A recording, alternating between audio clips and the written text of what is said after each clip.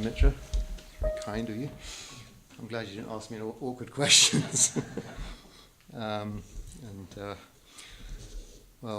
Thanks for the welcome, everybody. It's lovely to see some recognisable faces.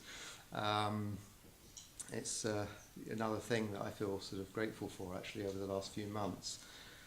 It seems that I've been given lots of things through the retreat and now, even. And so I suppose gratitude has to be a large element of what I want to talk about. And I'll do that and go through the people that I wanted to thank. I'm just a little bit worried that it might sound like a sort of obscure Oscar award acceptance speech. There won't be any film clips either, so I hope it's not too much like that. So the first thing I wanted, the community that I wanted to thank was the Guhyaloka community. So these are the men that live permanently on site in the valley. So they're there all the time. So I was there for 4 months, which was quite a stretch for me, but they're there all the time. And if they weren't there, the retreats that we run there for the ordination training, solitary retreats and other types of retreats that are run there, that wouldn't be possible. And so it's a small team of men. There's Maniraja, Maitra Ghosha, Priyadasa, Neil and James. And they make it possible for us to go there and be, if you like, isolated from the world, and we can actually be there without having to go shopping and if there's any emergencies, they'll deal with them and they'll look after our menu and they'll cook for us. So basically we're very well looked after by the Guhyaloka community. And I'm going to talk a little bit about the space. I'm not going to allow myself to talk very long about it because I think people tend to do that, but it is remarkable. It's 2,500 feet high, and it's in sight of the coast, so it seems quite dramatic. And at night time you can see the lights of Alicante, so it's rather strange because you feel yourself removed from the world, but you can still see it, and it feels rather like I'm perched up in somewhere, just slightly removed from things that I'm used to. And the valley is enclosed on the north and south by high limestone ridges, which means that the sun and the moon tend to fall within the valley and have their paths through the valley, and it tends to make you focus very much on the natural environment. It's beautiful. And there are some rather strange animals there, strange for a Londoner anyway, sort of wild boar and goats and ibex and eagles and things like that, and snakes and reptiles and stuff. So it's a rather unusual environment, but it's a lovely environment. And so these guys live up there all the time, and it is rather removed from the normal run-of-the-mill sort of town, and it's off grid, so there's no mains electricity or anything. So things like toasters are considered to be luxuries, and so I've been 4 months without toast. I can hear my pain. But anyway, those guys they tolerate that stress all the time. So the next thank you, if you like, or the gratitude, is towards the team who managed us and managed the retreat. So there's a team of experienced order members. So there was Jayaka from the LBC, Ratnaviewer from Auckland in New Zealand, and Arta Priya and Arta Siddhi from Cambridge. And their experienced ran through the retreat, and they managed basically our daily schedule, so we didn't have to worry about what we did. We just go to a rota and see what we do today and what we're doing for the next few days. But unfortunately, they didn't want us to see too far ahead, so we were always focused very much on what we were doing, which is probably the best thing. Sorry, I'm still covered.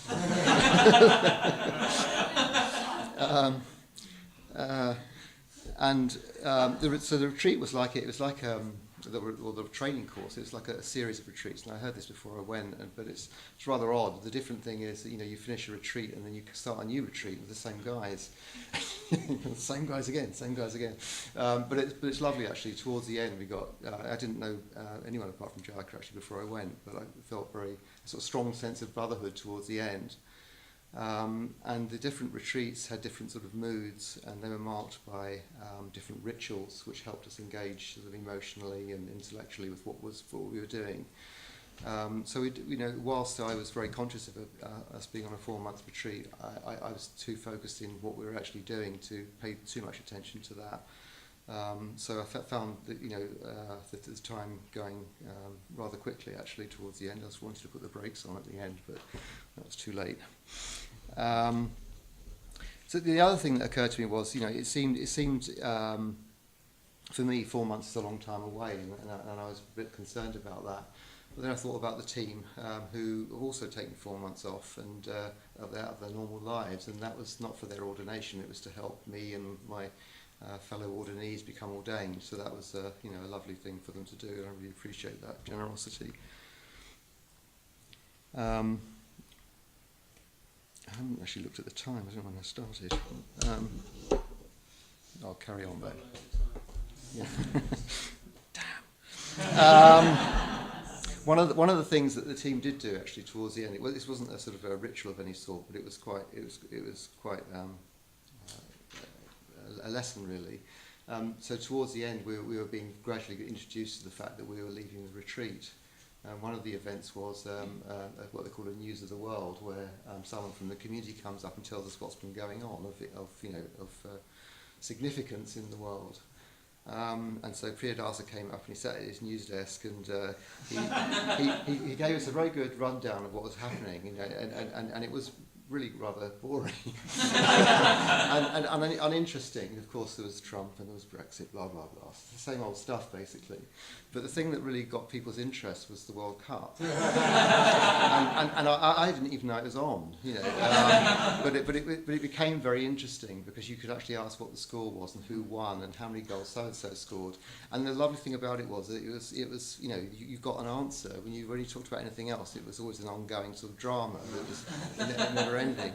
So one of the things I've told myself is that now I'm back, I'm not going to pay so much attention to the news, maybe once a day or something like that.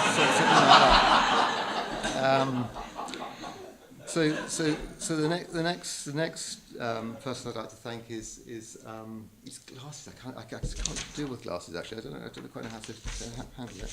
But thanks to my preceptor Jana Varcher, who's currently on solitary retreat in Guhyaloka, and he's there for 6 months. So he's back at the end of October. So I've got a 4-month retreat, he's got a 6-month solitary retreat, so he's sort of trumped by my preceptor. But I'd like to thank him, one, because he has got such a long solitary retreat to do, but he's gone 2 weeks in advance of that to help me through my ordination, and that's a generous thing to do as well. I've known him for quite a long time. And I'm really grateful for his wisdom and his kindness and his patience with me, actually, because I've known him for a long time, but he's stayed with me basically through that time and not pushed me or maybe made things difficult for me or told me he's not interested in being my preceptor because I've been around for so long and not shown any interest in becoming ordained. But he didn't do that. He supported me, and it's really nice to spend 2 weeks with him actually there. So we spent some time. He gave me my name. He's the one who's responsible, and he gave me my sadhana practice, which is Vajrasattva. So my name is, as you've heard, Amaladana, and it's composed of 2 parts. Amala means stainless or pure, and Dana means generosity. So it's he whose generosity is pure, and it's an aspirational name. So for me it represents an idea as to what my path might be in Buddhism, and it tells me what it might be from a wisdom aspect, the purity of mind, and from a compassion aspect, the openness of generosity and seeing others like myself, etc., things like that. So it's quite a big thing, the name in itself, which is why it can't be shortened, and everyone must use it. I'm the worst culprit at the moment on that one. But yeah, so he gave me my name and my sadhana, and as I say, it was lovely spending time together, and he explained my name and my sadhana to me and answered questions I had. And we spent some time outside one of the solitary huts looking through the pine forests and down, so I'm talking about the landscape again, but westwards towards the mountains, sort of blue mountains, which just faded off into the distance. And it was like I felt like I was in a film of a sort of master giving his novice instructions. It was lovely. It was really a special experience.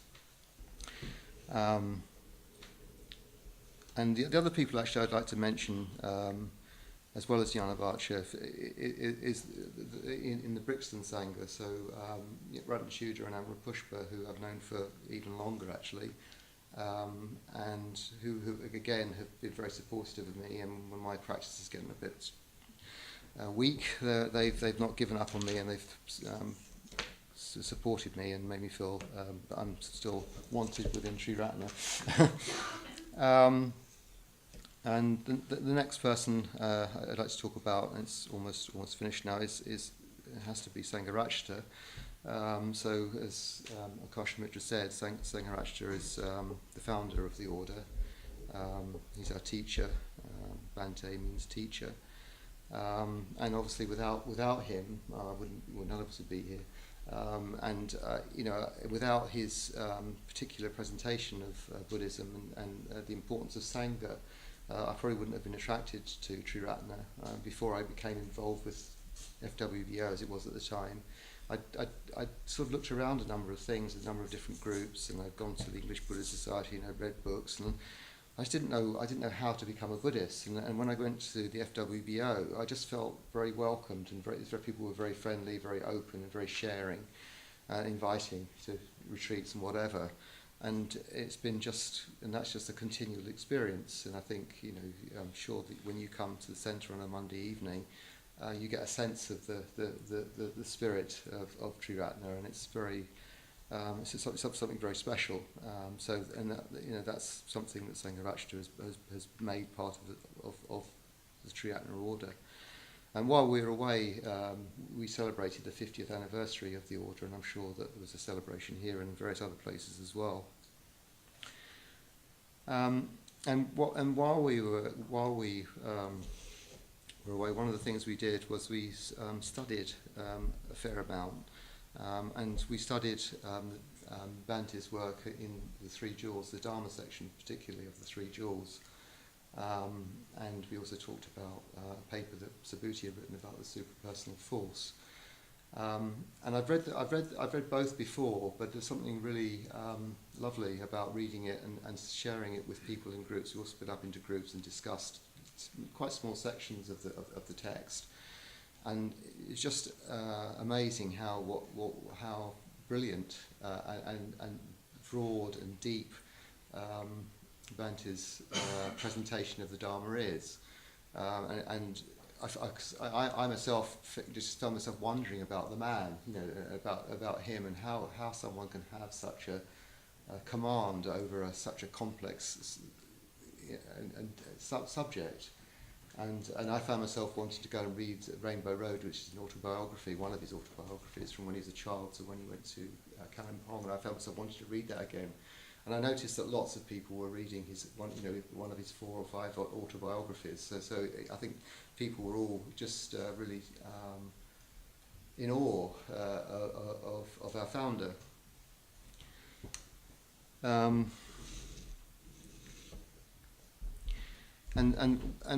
So one of the things, so there were sort of two sort of contrasting things, I suppose, in the retreat that I experienced. And one was this sort of sublime sort of vision that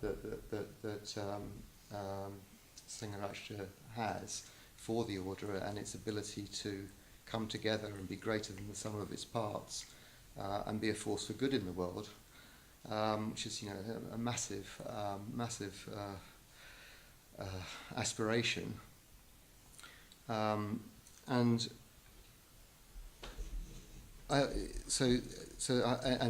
something which is very sort of mysterious and magical.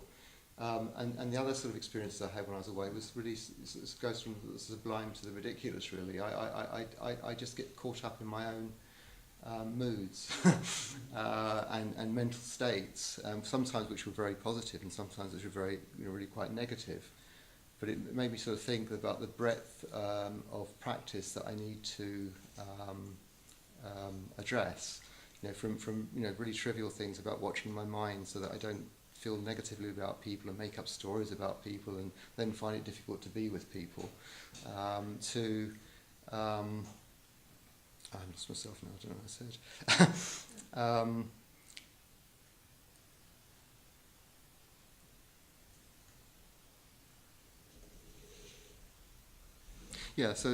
So from dealing with very basic Buddhist ideas about karma and about guarding the mind and being careful to nurture positive, skillful thoughts and actions, and the opposite with unskillful, and how important that is, and how I was really helped actually because of the length of the retreat and because of the extent to which we were meditating. I was very conscious of what was going on in my mind, and I just saw these things happening in a way which I'd understood theoretically before, but I'd never really seen quite so clearly. It just made me very aware of how attentive we all need to be to what's going on up here, and what we do, and what we say, and what we think. And Bhante's, has given us a system of practice which covers the whole sort of range, really, from the very sort of basic Buddhist practices through to, as I say, the more sublime and mysterious practices and visions of how we can work together and how we can address something greater than the sum of ourselves. It's a bit muddled, but. So in terms of gratitude, I suppose the last thing I wanted to mention was Sue, my wife, and that's because it must have been so difficult for her. I've gone away for 4 months, and she hasn't gone away for 4 months. She's gone away to various places, but she's been, the separation's been sort of imposed, and she's been incredibly supportive and understanding of what I'm doing, and she's been better than me at remembering my new name and helping me introduce myself to other people I know with my new name. So it's a bit strange being back. I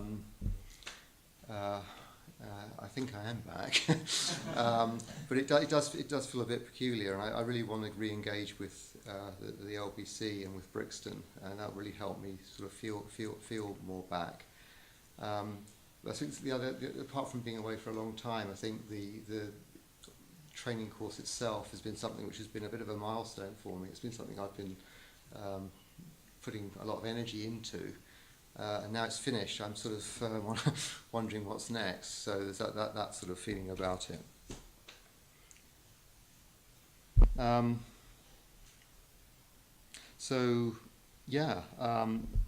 And the last gratitude again is to you all for listening to me and for letting off the poppers, although I'm sure that was a lot of fun. And you got a few direct hits. I think it takes quite a lot of skill, doesn't it? I'm pretty hopeless at doing that. So that's all I have to say. So thanks very much for listening.